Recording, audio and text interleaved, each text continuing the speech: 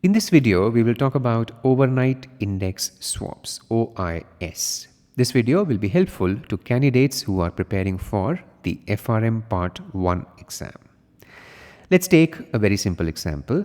Let's say we have this bank, ABC Bank, which is in this business of extending fixed rate loans to its customers, and these loans are funded using floating rate liabilities.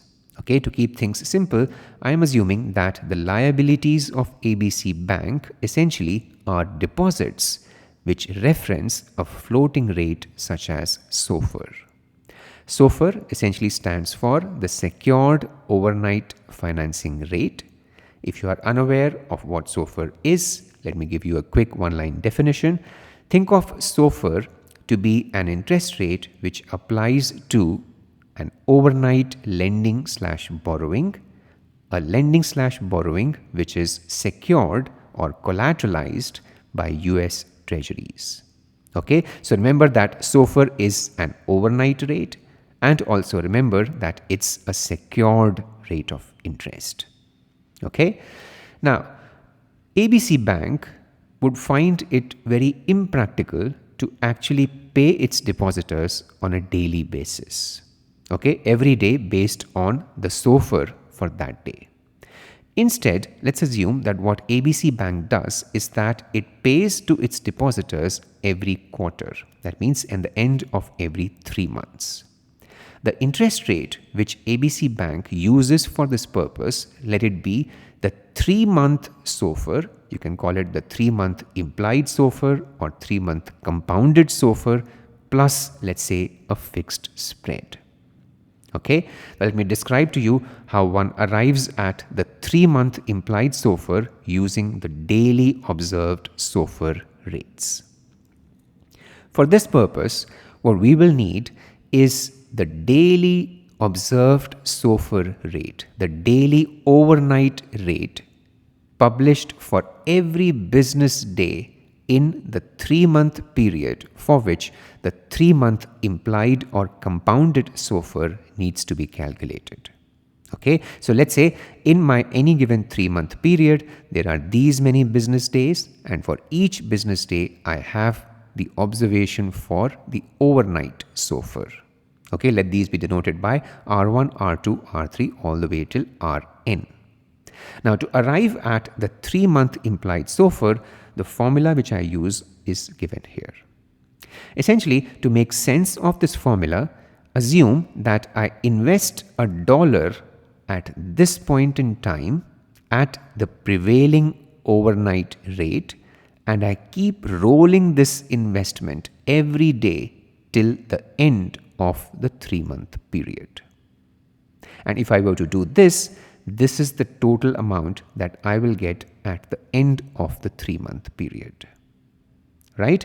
$1 at this point in time will become 1 times 1 plus R1, which is the rate for the first day, times D1 over 360. I'm assuming we are following the actual over 360 day count convention, and D1 essentially denotes the number of days for which this particular rate is applied or applicable to. Okay, so for most of these days, this D will be equal to 1. Okay, if any such day is followed by another business day, if any such day is followed by a holiday, a public holiday, or let's say a weekend, this D will be greater than 1.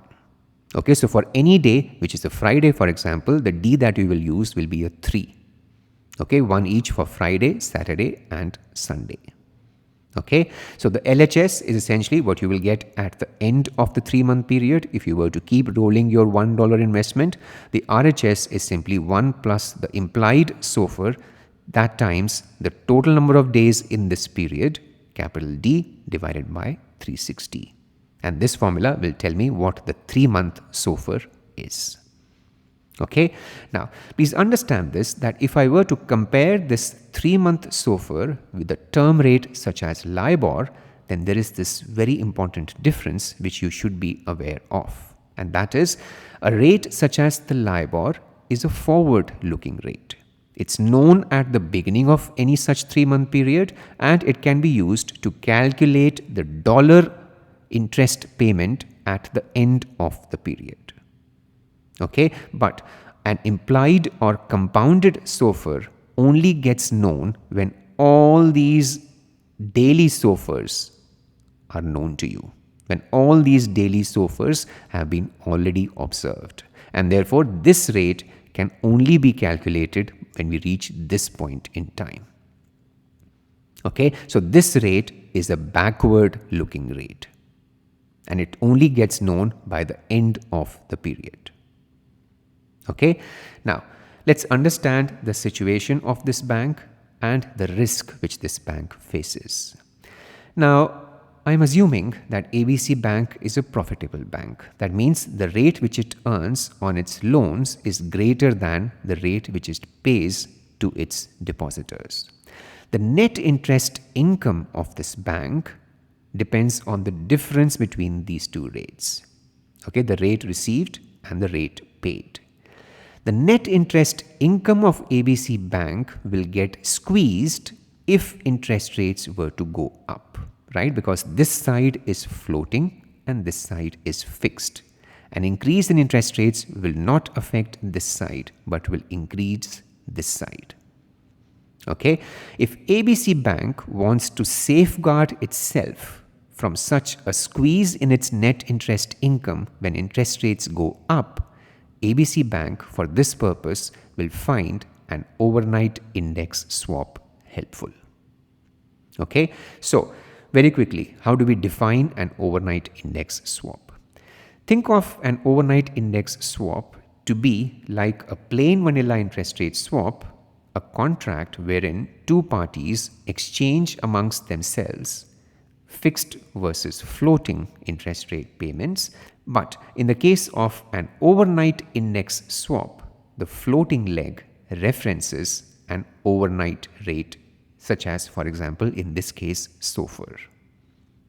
Okay, so ABC Bank, let's say, approaches an investment bank, a dealer who specializes in overnight index swaps, and let's say, for the purpose of safeguarding its net interest income from increases in interest rates, ABC Bank enters into a pair overnight index swap with the dealer. When I say pair overnight index swap, it means that periodically ABC Bank will be paying the fixed rate, which in this case is called the overnight index swap rate, and periodically it will be receiving the floating rate.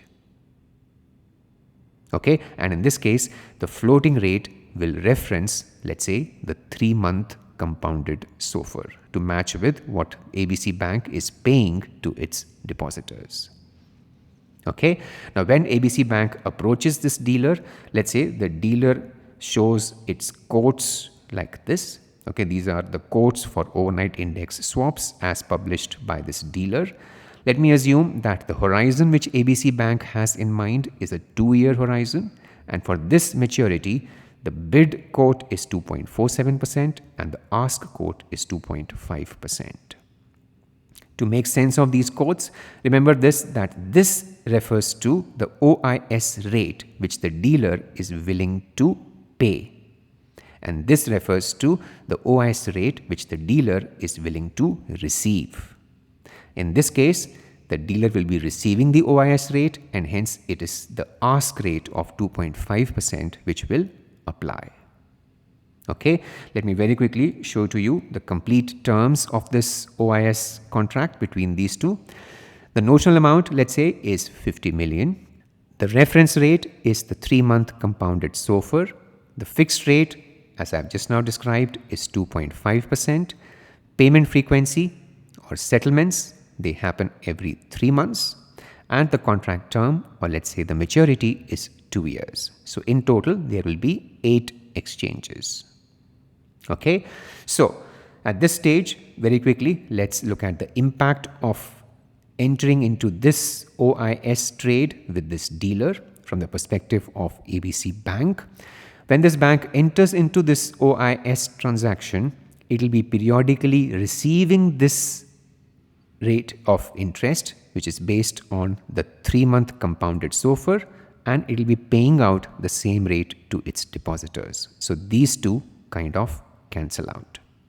Okay, so after entering into this OIS on a net basis, ABC Bank is receiving the fixed rate from its loans. It's paying the OIS rate as part of this OIS, and also it's paying this fixed spread to its depositors.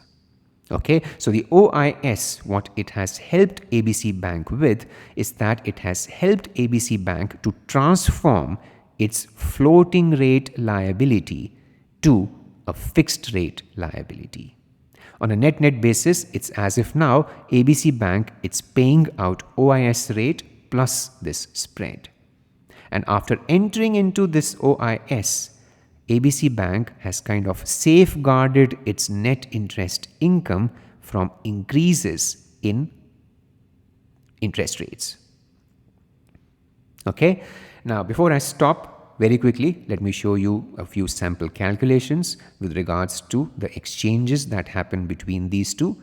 If let's say at the end of the first 3-month period, the compounded SOFR, it turns out to be 2.4%. These two are in the same currency. They can be netted. This guy is based on 2.5%. This guy turns out to be 2.4%. The difference turns out to be 0.1%. Net for this situation, ABC Bank will be paying out on the basis of 0.1%. 0.1% times 50 million times 0.25, which is 3 months in years, turns out to be 12,500. Okay, so if this guy turns out to be 2.4%, for that period, ABC Bank pays to this dealer 12,500. Here, please note, I am ignoring any impact of day count conventions and holidays. Okay, now if R turns out to be 2.6%, for this situation, ABC Bank will be receiving this guy based on 2.6%, paying this guy based on 2.5%. That means receiving 0.1% on a net basis. 0.1% times 50 million times 0.25 makes it 12,500.